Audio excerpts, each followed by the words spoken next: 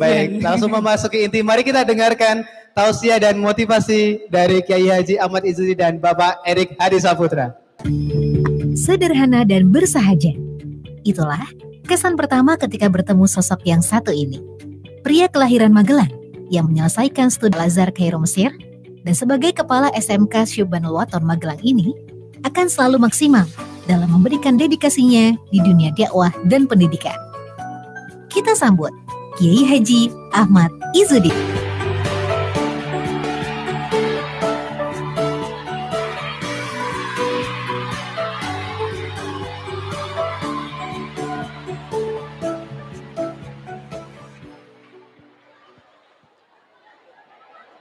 Assalamualaikum warahmatullahi wabarakatuh.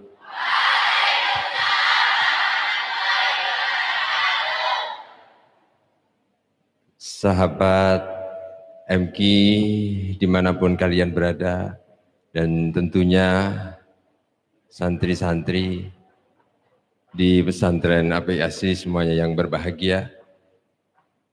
Tidak lupa kepada tamu-tamu ini dari Amikom, Bapak Erik, Mbak Putri, dan seluruh kru dari MKFM, juga mahasiswa-mahasiswi yang hadir semuanya yang berbahagia.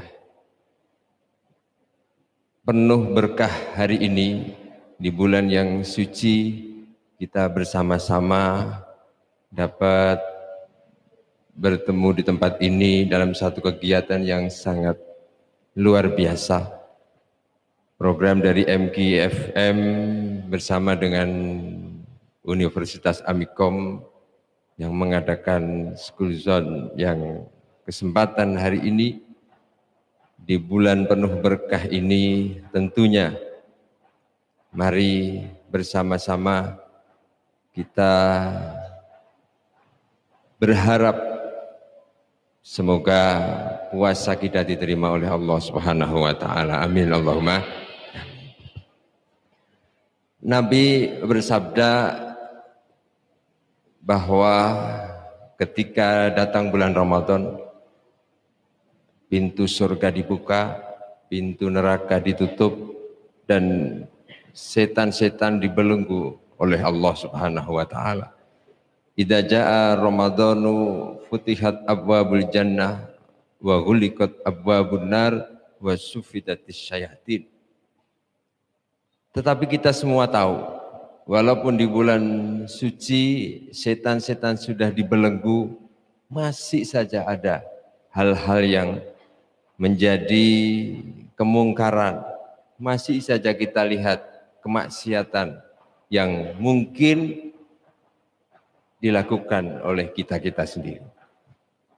Maka yang perlu kita ketahui bahwa ketika Nabi menyampaikan bahwa setan-setan dibelenggu itu, sebetulnya setan tidak akan pernah bisa mengganggu kepada orang-orang yang berpuasa dan puasanya berkualitas.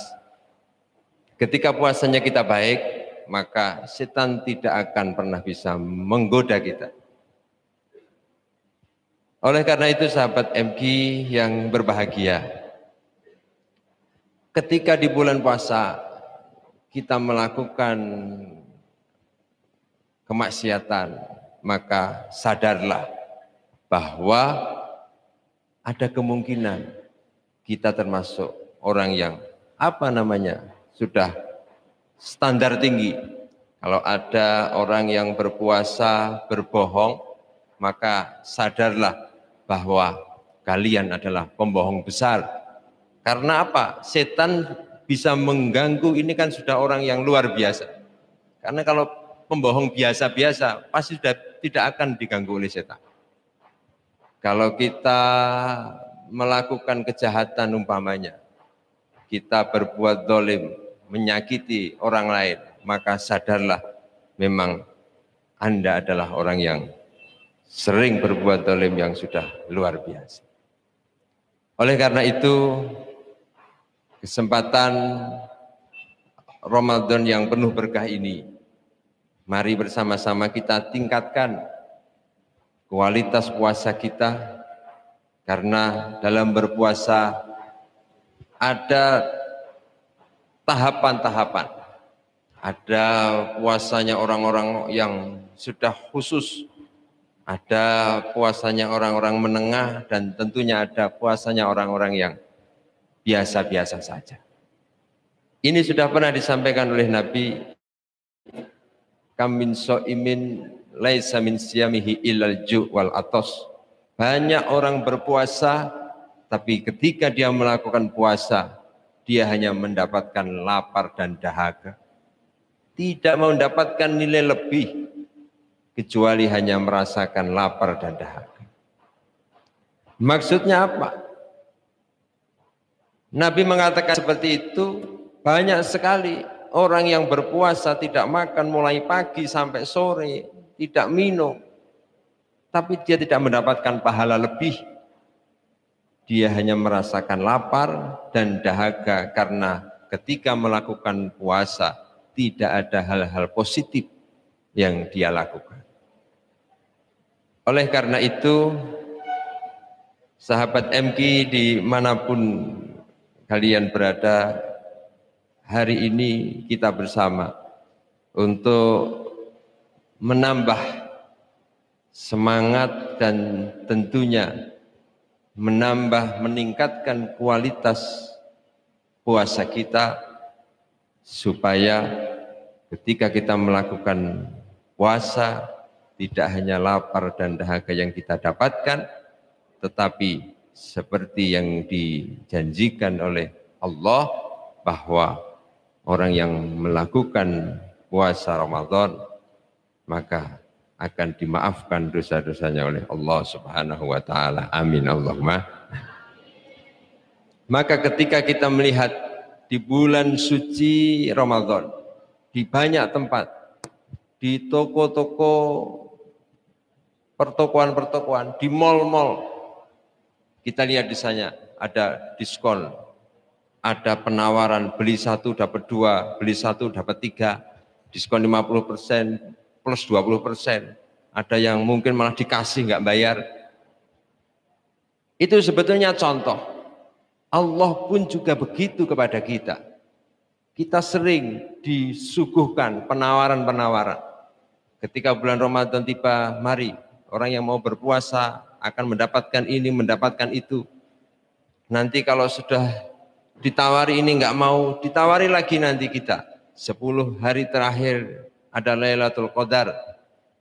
Orang yang menggunakan waktu untuk beribadah di malam Lailatul Qadar, maka orang itu akan diterima semua doa-doanya. Itu salah satu contoh. Allah pun juga sama kepada kita manusia, sudah memberikan banyak sekali penawaran-penawaran. Tinggal kita mau melakukan atau tidak. Kita memahami apa yang betul-betul menjadi kebutuhan kita atau tidak. Oleh karena itu, di bulan yang suci penuh berkah ini, mari bersama-sama kita selalu tingkatkan kualitas ibadah kita.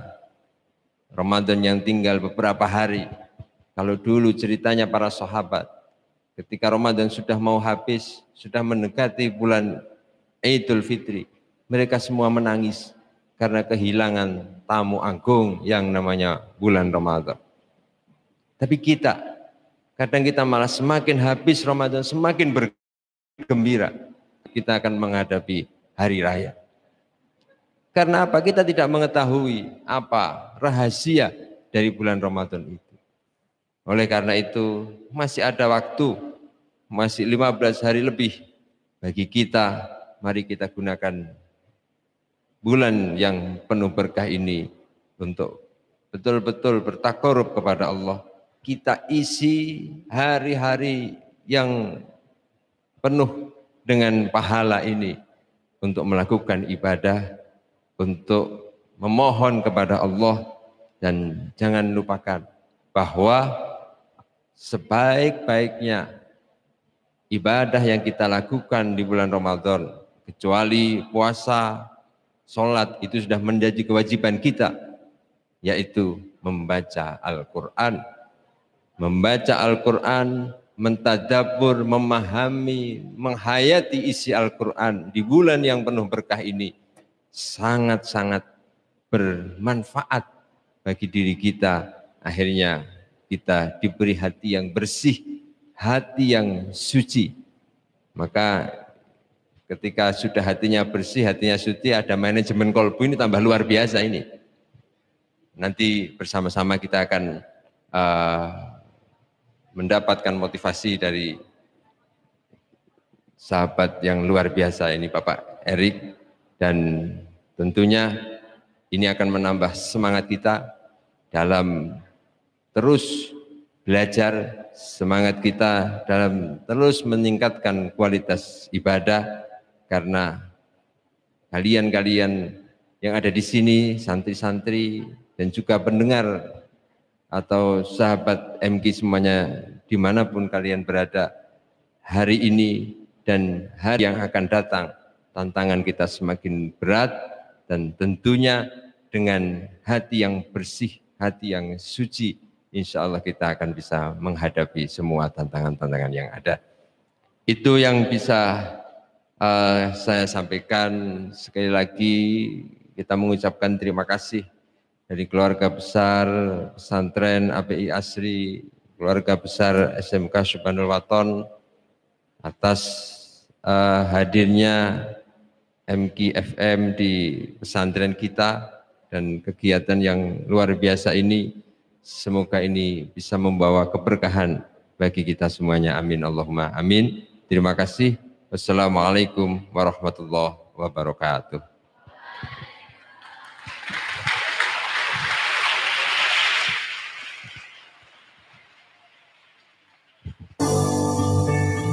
Ramah, humble, dan sangat ceria.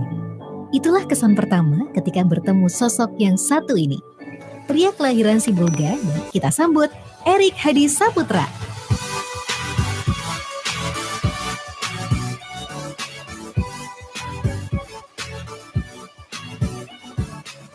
Bismillahirrahmanirrahim.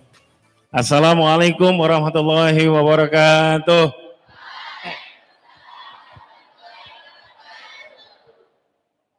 Alhamdulillahirabbil alamin, wassalatu wassalamu ala asrafil anbiya'i wal mursalin wa ala alihi wa sahbihi ajmain.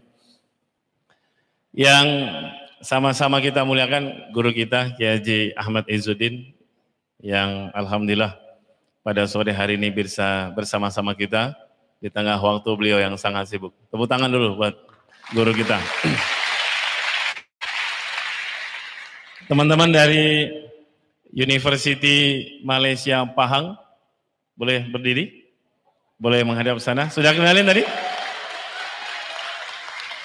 Jadi teman-teman ini satu semester lagi ada di Jogja. Boleh nak cakap sedikit siapa lah ya. Dan pertama kali ke Magelang, tujuannya adalah SMK Subhanul Waton. Luar biasa. Boleh sapa nama?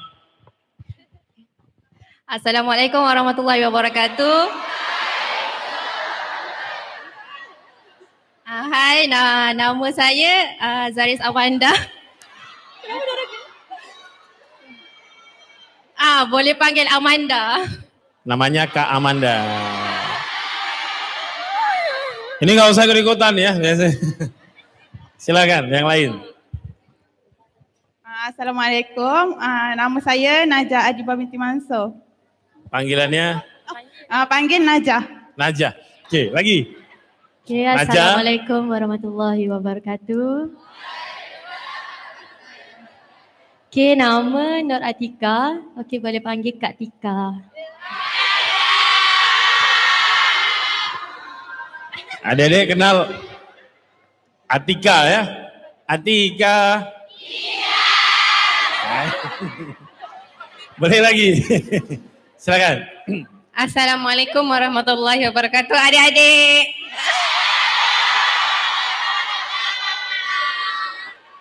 Okey, nama saya Asma Nur Hidayati, boleh panggil Kak Asma. Kak apa? Okey. Kak Asma ya. Nah ini satu. Sila. Assalamualaikum warahmatullahi wabarakatuh. Nama saya Nurul Salwani, boleh panggil Kak Wani. Kak Wani ya. Artinya kalau di sini artinya berani. Wani itu artinya berani. Nama saya Nur Syafiqah Umira, boleh panggil Kak Umi.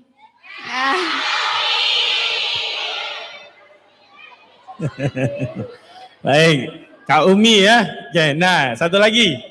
Assalamualaikum semua, nama saya Nur Amalia binti Norman, boleh panggil Kak Am. Ya, dari nanti kita akan berbincang lagi ya dengan teman-teman kakak-kakak dari University Malaysia Pahang. Tepuk tangan lagi buat mereka. Makasih. Ini spesial loh. Jauh-jauh dari Malaysia ingin datang ke Subhanul Waton. Tentunya dosen-dosen Universitas Amikom dan teman-teman kru MK yang bikin acara ini jadi hebat, teman-teman student staff Amikom. Gus Din yang berbahagia dan sahabat MK dimanapun berada, karena acara ini juga bisa disimak melalui streaming mkradio.co. Jadi teman-teman sekalian, zaman milenial sekarang ini, kenapa kita harus memimpin penuh dengan inovasi, kreasi, dan keteladanan? Setiap aktivitas orang itu, optimis itu penting. Kalau orang optimis itu, pasti yang akan muncul adalah inovasi. Inovasi itu orang banyak melakukan, semuanya melakukan yang rata-rata, tapi kita melakukan sesuatu yang berbeda. Contoh, SMK. Refleks kan, jawab bisa. Subhanul Waton. SMK. Subhanul Waton. Dari mana kata jaya itu muncul? Oh, dari dalam hati ya, oke. Nah, ketika orang itu punya rasa inovasi, melakukan apapun, ingin ada sesuatu yang baru. Kenapa harus ada sesuatu yang baru? Supaya kita ini terus bersemangat. Mbak Amanda,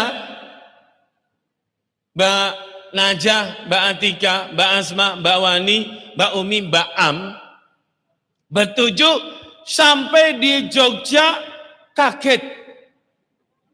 Subuhnya jam 4. Karena biasa di Malaysia subuh jam 6:15. Lalu kaget, jam 4. Jam 6 di Jogja, Jawa Tengah sekitarnya sudah terang sekali. Ini sesuatu yang baru, harus menyesuaikan.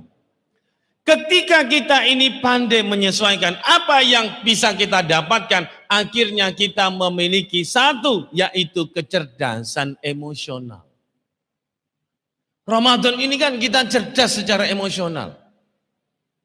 Lihat orang berbuka, alhamdulillah, enaknya, indahnya berbuka puasa.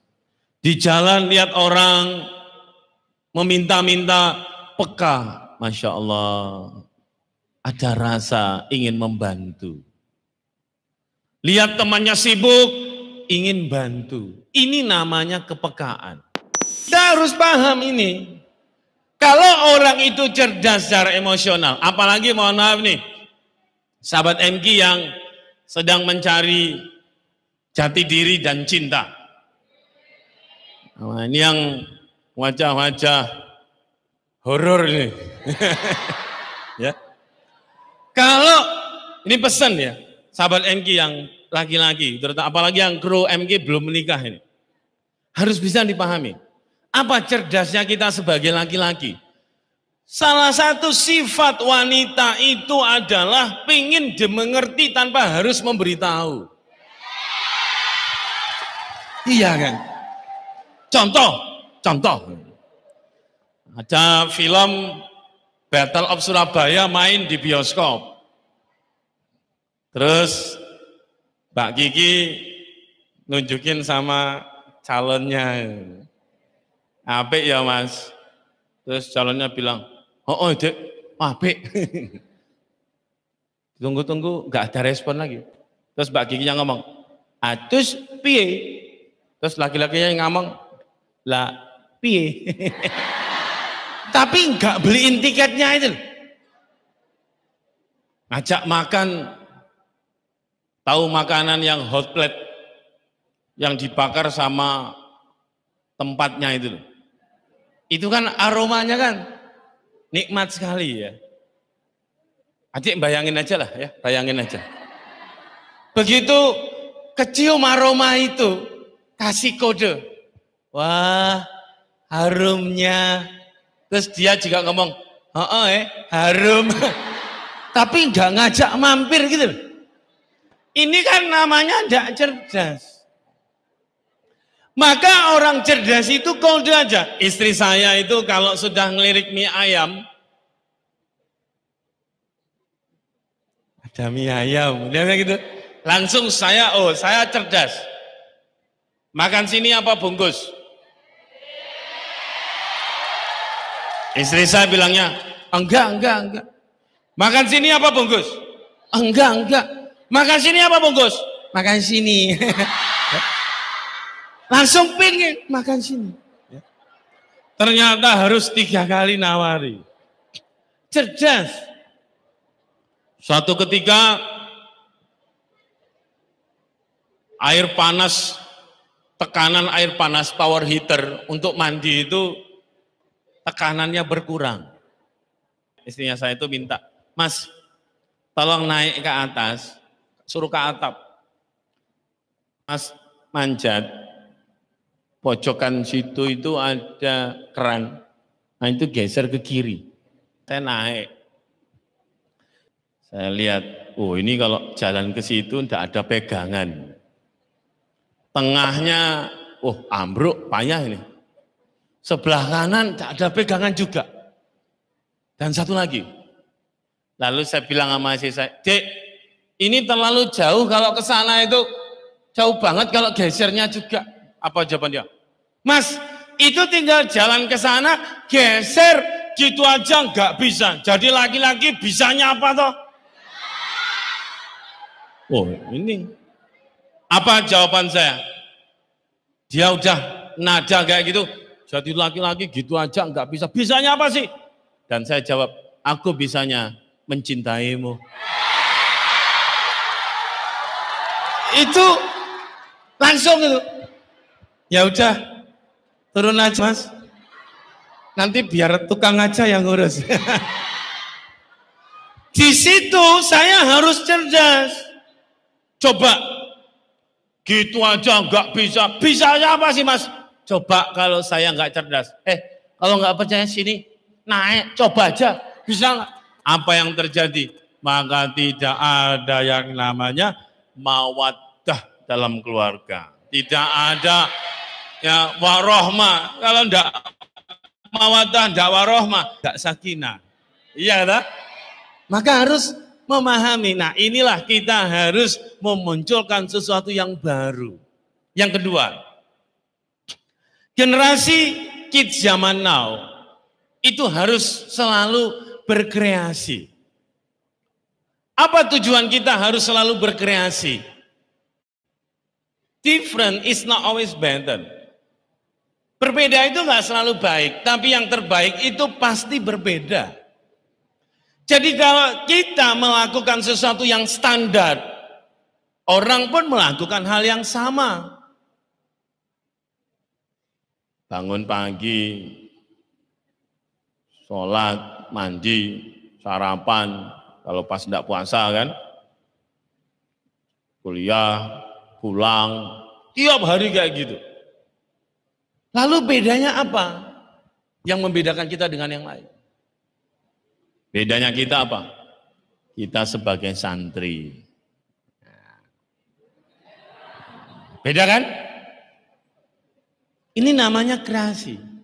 Yang membedakan adik-adik dengan yang lain apa? Berpecis, Pak. Saya berpenci, Pak. Oke. Pakai koplo. Yang membedakan Anda dengan yang lain? Di pondok. Di pondok. Yang membedakan? Ada ngajinya. Apa? Ngaji. Oh, ngaji ya. Yang membedakan? Tempatnya, Pak. Tempatnya, oh jelas itu. Ini tinggal mundur aja, Mas. Yang membedakan apa? Sarung. Pakai sarung, ya. Okay. Yang bedain apa? Yang bedainnya nggak mau. Yang bedain apa? Pegang kamera. Pegang kamera. Apa yang membedakan kamu dengan yang lain? Akhlak. Akhlaknya. Apa yang membedakan Kak Atika dengan yang lain?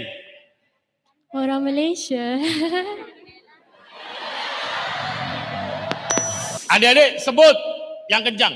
Yang membedakan Subhanul Waton dengan yang lain apa?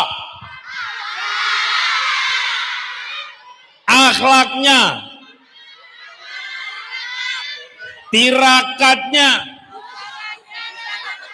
Busananya.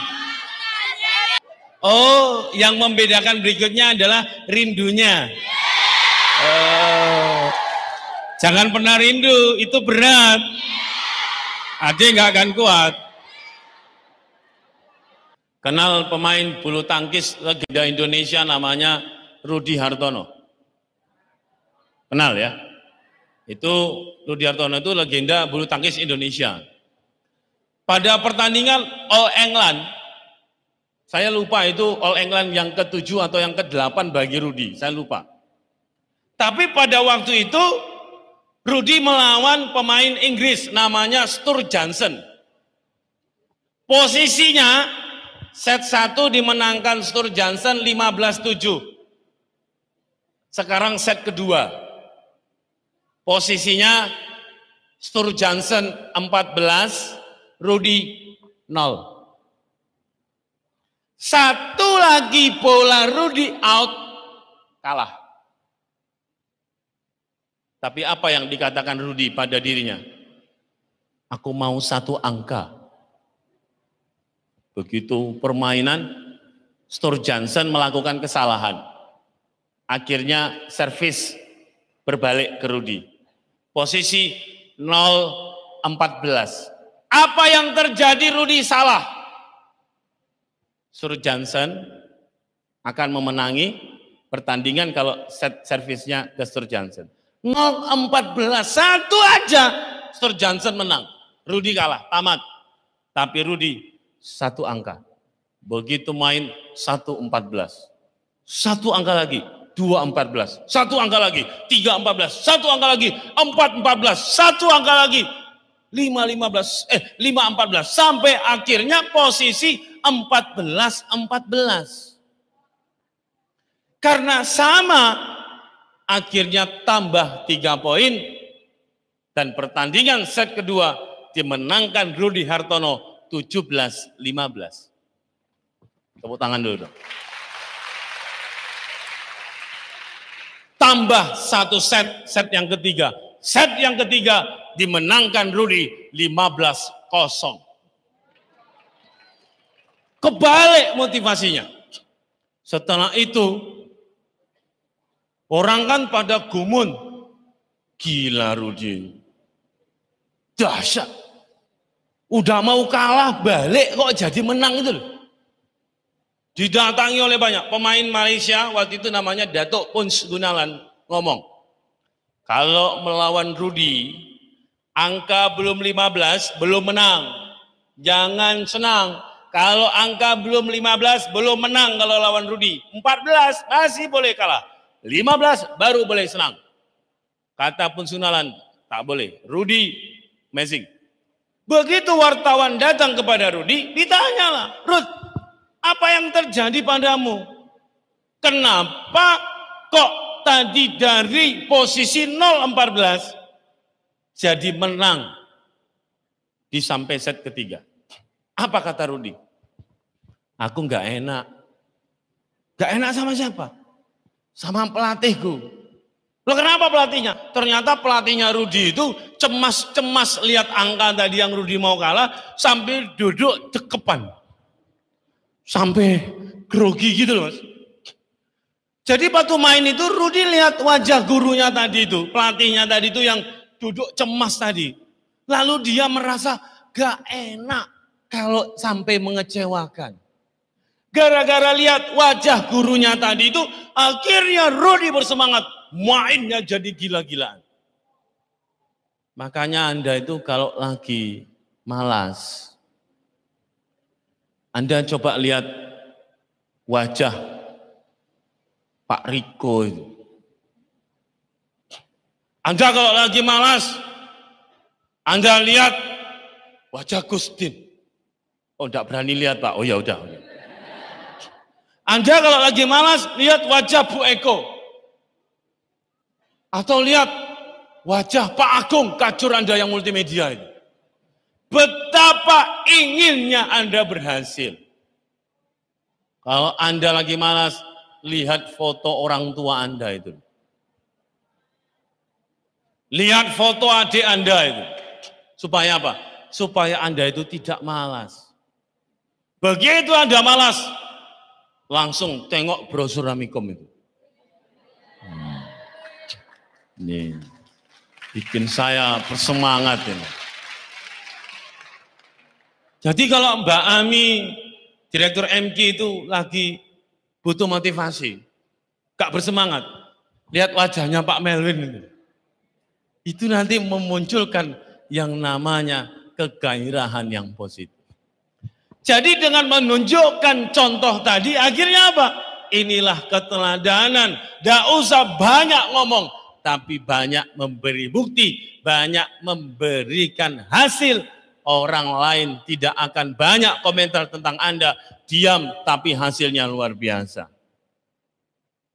Kenapa? Karena ada kesungguhan pada dirinya. Jadi adik-adik sekalian, memunculkan yang namanya inovasi, kreasi, keteladanan tadi, maka mulailah dari diri kita. Semoga bermanfaat. Tepuk tangan buat kita.